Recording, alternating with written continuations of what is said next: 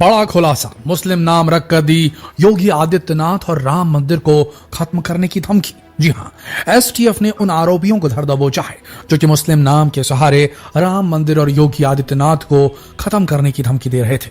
आखिर कौन। हेलो दोस्तों, अस्सलाम वालेकुम। आज हम देखेंगे कि दो हिंदुओं ने मुसलमान का नाम रखकर मुस्लिम को बदनाम करने की कोशिश की। चलिए हम वीडियो को देखते हैं और देखते हैं कि क्या होता है। चलिए हम स्टार्ट करते हैं। बड़ा खुलासा, मुस्लिम नाम रखकर दी योगी आदित्यनाथ और राम मंदिर को खत्म करने की धमकी। जी हां, एसटीएफ ने उन आरोपियों को धर दबोचा है जो कि मुस्लिम नाम के सहारे राम मंदिर और योगी आदित्यनाथ को खत्म करने की धमकी दे रहे थे। आखिर कौन है ये नफरत के सौदागर? क्या ये सच में आईएसआईएस के लिए काम कर रहे थे और क्या मकसद था इनका? जानने के लिए वीडियो अंत तक जरूर देखें। कैसा लोग हैं? राम मंदिर, सीएम योगी आदित्यनाथ और स्पेशल टास्क फोर्स के चीफ अमिताभ यश और भारतीय किसान मंच के राष्ट्रीय अध्यक्ष देवेंद्र तिवारी को खत्म कर देने की धमकी देने वाले दो आईएसआई एजेंट्स को यूपी एसटीएफ ने गिरफ्तार कर लिया है। अब समस्या यह है कि ये दोनों एजेंट कहने को तो आईएसआईएस के हैं, लेकिन जब इनके बारे में छानबीन की गई तो पता चला कि ये दोनों जो कि अपना नाम जुबैर खान और शारिक खान बता रहे थे, असल में इनके नाम ओम प्रकाश मिश्रा और ताहिर सिंह हैं और ये उत्तर प्रदेश के गोंडा जिले के रहने वाले हैं।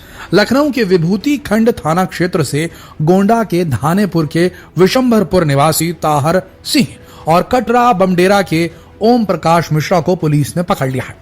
इन दोनों ने फर्जी ईमेल बनाकर भारतीय किसान मंच और भारतीय गौ सेवा परिषद नाम से एनजीओ चलाने वाले तथा मेडिकल कॉलेज संचालक देवेंद्र तिवारी को ईमेल किया, जिसमें उन्होंने राम मंदिर, योगी आदित्यनाथ और एसटीएफ के चीफ अमिताभ यश को खत्म करने की धमकी दी थी और ईमेल में नीचे लिखा था कि इसकी जिम्मेदारी आईएसआईएस लेता है। देवेंद्र तिवारी ने सोशल साइट एक्स पर यूपी पुलिस को टैग करते हुए मुस्लिम युवक द्वारा धमकी दिए जाने के मामले की जानकारी दी थी और जब इस तरह के किसी केस में कोई जुबैर और शारिक जैसा नाम जुड़ जाता है तो जाहिर सी बात है कि बात की गंभीरता और बढ़ जाती है, क्योंकि हमारे देश के लोगों की मानसिकता इस तरह से बन गई है कि अगर किसी धमकी के साथ मुस्लिम नाम जुड़ जाए तब तो ऐसा सच में हो सकता है, क्योंकि इस कम्युनिटी के लोग ही ऐसे काम कर सकते हैं। इस प्रकार की एक भावना बनाई गई है, दुर्भावना बनाई गई है। अब यहाँ धमकियों के बारे में बता कौन रहा है? देवेंद्र तिवारी, जो कि इन दोनों का गुरु है। यानी कि साफ है कि पूरी एक सोची समझी साजिश के तहत किया गया है। देवेंद्र तिवारी इससे पहले भी कई बार खुद की जान से खत्म करने का या खुद को जान का खतरा बताकर एक्स्ट्रा सिक्योरिटी की मांग कर चुका है, लेकिन कभी उसे कोई खास रिस्पॉन्स नहीं मिला तो सरकार का ध्यान अपनी तरफ खींचने और पब्लिसिटी के लिए उसने तरीका आजमाया। पहले उसने दो युवाओं को इस काम के लिए तैयार किया, उसके बाद जुबैर नाम से एक फर्जी ईमेल आईडी बनाई और फिर खुद के ही ईमेल पर ढेर सारी अपशब्द बोलना चाहिए अपशब्द लिखवाए और लिखवाया कि राम मंदिर के जश्न को खत्म कर दिया जाएगा, मातम में बदल दिया जाएगा। धमकी वाला मैसेज भेजने वाली ईमेल आईडी में अलग अलग नाम जो है वो डाले गए, इन नामों का प्रयोग किया गया और अब उसके अकेले नाम से तो सरकार को कोई फर्क पड़ने वाला नहीं था, तो उसने उसमें राम मंदिर और योगी आदित्यनाथ का नाम भी जोड़ दिया और साथ ही एसटीएफ के चीफ आदित्य यश का नाम भी जोड़ दिया ताकि एसटीएफ सतर्क हो जाए और उसके साथ 10 से 12 बंदूकधारी पुलिस वाले खड़े कर दिए जाए। लेकिन हुआ इसका उल्टा, एसटीएफ ने ही उसका भांडा फोड़ दिया और अब वो ऐसी सुरक्षा में पहुंच गया है जहां उसे किसी आतंकवादी से कोई खतरा नहीं। जी हाँ, सबसे सुरक्षित जगह यानी कि जेल में। लेकिन दोस्तों, इस पूरी कहानी में जो बात सबसे ज्यादा दुखदाई है वो ये कि जहां राम मंदिर की प्राण प्रतिष्ठा के लिए अयोध्या में जश्न का माहौल है, वहीं ऐसे कुछ नफरत फैलाने वाले लोग अपनी हरकतों से बाज नहीं आ रहे। आए दिन अखबारों में राम मंदिर पर हमले की प्लानिंग के भंडाफोड़ की खबरें छप रही हैं। असल में ये वो लोग हैं जो कि देश के युवाओं का ब्रेन वॉश करने में कोई कसर नहीं छोड़ रहे। ये उनके दिमाग में नफरत का ऐसा जहर भर रहे हैं जिससे ये लोग दूसरी कम्युनिटी को अपना जानी दुश्मन मानने लगते हैं। अब जाहिर सी बात है कि देवेंद्र सिंह ने अपने चेलों को यह भी समझाया होगा कि ऐसा करने से सोशल मीडिया पर उनकी पहचान बढ़ेगी, पब्लिसिटी मिलेगी, राजनीतिक कद बढ़ेगा, सुरक्षा मिलेगी, वो अलग। यानी कि अब देश में ऐसा माहौल आ गया है कि जहां लोग अपनी हैसियत बढ़ाने के लिए दूसरी कम्युनिटी के लोगों के नाम का इस्तेमाल करने लगे। लेकिन ये तो वो लोग हैं जो कि हिंदू राष्ट्र का झंडा उठाकर चलते हैं। ऐसे में क्या इन्हें लगता है कि हिंदू नाम का इन्हें कोई फायदा नहीं मिलने वाला? शायद इनकी सोच के हिसाब से राजनीति में अपना कद बढ़ाने के लिए दिखाना जरूरी है कि इन्हें एक मुस्लिम नाम वाले शख्स से खतरा है और ये इस तरह की पहली घटना नहीं है। इससे पहले भी इस तरह की कई घटनाएं सामने आ चुकी है। फरवरी 2023 में रामलला सदन में रहने वाले मनोज कुमार के मोबाइल पर धमकी भरा कॉल आया था। फोन करने वाले ने श्री राम जन्मभूमि परिसर को खत्म करने की धमकी दी थी। धमकी देने वाले शख्स ने खुद का नाम बिलाल बताया था और उसका हुलिया बिल्कुल मुस्लिम जैसा ही था। उस समय भी उनकी पहचान अनिल रामदास घोड़के और उसकी पत्नी विद्या शंकर धोत्रे के नाम पर की गई। केस तो बहुत साफ आ है चुका। कि आजकल मुस्लिमों के नाम का इस्तेमाल एक डर के तौर पर किया जाने लगा है।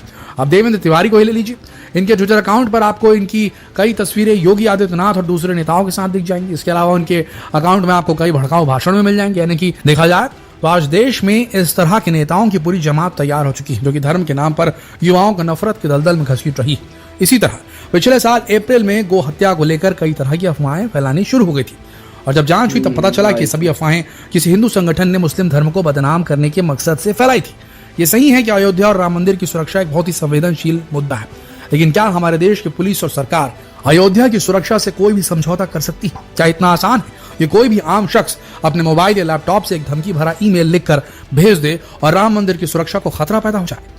ये तो सीधे सीधे सरकार आदित्यनाथ योगी की सरकार के ऊपर ही आरोप लगाना होगा। इस समय पूरे देश की नजर अयोध्या पर है। ऐसे में क्या भाजपा की सरकार इस तरह का कोई रिस्क ले सकती है? इतनी कड़ी सुरक्षा के बीच क्या योगी आदित्यनाथ और राम मंदिर पर किसी प्रकार का गलत काम करना मुमकिन है? बिल्कुल नहीं। ये सब कुछ विकृत मानसिकता वाले लोगों की सोच है, जो कि इस तरह के कदम उठाकर देश में नफरत की आग फैलाना चाहते हैं और अपने राजनीतिक मकसद को हासिल करना चाहते हैं। देखिए दोस्तों, अंग्रेज जा चुके हैं, उनका बोया नफरत का बीज बहुत फल फूल चुका है और काफी तबाही हो चुकी है भारत के अंदर। पहले ही भारत को तोड़कर पाकिस्तान बना के सबसे बड़ी चोट दे दी गई थी, और उसके बाद जो पाकिस्तान गया वो तो भुखमरी में और गरीबी में जी रहा है, लेकिन जो हिंदुस्तान बना उसके अंदर अभी तक वो नफरत का बीज पनप रहा है।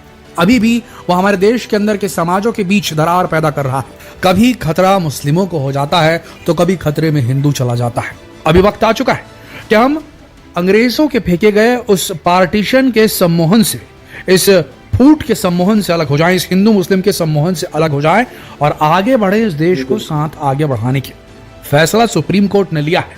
तो हर मुस्लिम को चाहिए कि वो राम मंदिर को बिल्कुल उसका स्वागत करे, देश के हिंदू भाइयों के साथ मिलकर इस अधिवेशन में शामिल हुए। कोई दिक्कत नहीं इसमें, सुप्रीम कोर्ट का फैसला है और हर मुस्लिम को मानना चाहिए, हर हिंदू को भी मानना चाहिए, पूरे भारतवर्ष को मानना चाहिए। कोई दिक्कत नहीं है इसमें और होनी भी नहीं चाहिए।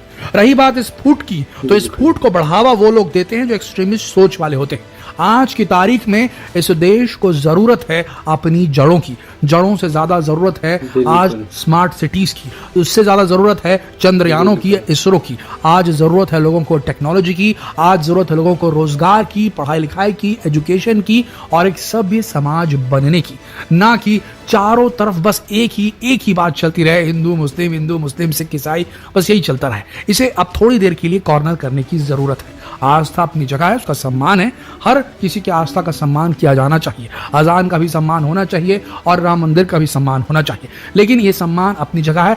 अभी अगर भारत को वाकई में विश्व शक्ति बन के उभरना है, विश्व गुरु तो छोड़ दीजिए, विश्व शक्ति बनकर उभरना है, तो हम सबको अंग्रेजों द्वारा छोड़े गए सम्मोहन से आजाद होना पड़ेगा और इससे बाहर निकलकर देश की प्रगति की ओर सोचना होगा। दो पैसे कमाने पड़ेंगे, दो ज्ञान की बातें दिमाग के अंदर डालनी होगी। अगर हम इसी प्रकार लड़ते रहे, कुड़ते रहे तो कहीं नहीं पहुंच पाएंगे। अगर आप भी इस विचारधारा में विश्वास रखते हैं तो इस वीडियो को अपने तक बिल्कुल सीमित न रखिएगा, इसे फॉरवर्ड कीजिए फेसबुक पर, व्हाट्सएप पर, यूट्यूब पर, हर जगह फॉरवर्ड कीजिए और बताइए लोगों को कि पार्टीशन के उस सम्मोहन से, इस फूट की राजनीति से अपने आप को किसी तरीके से आजाद करें। जागें उस नींद से, बेहद जरूरी है। हेलो दोस्तों, मुझे तो वीडियो बहुत अच्छी लगी और आप लोगों को कैसी लगी कमेंट करके जरूर बताएं।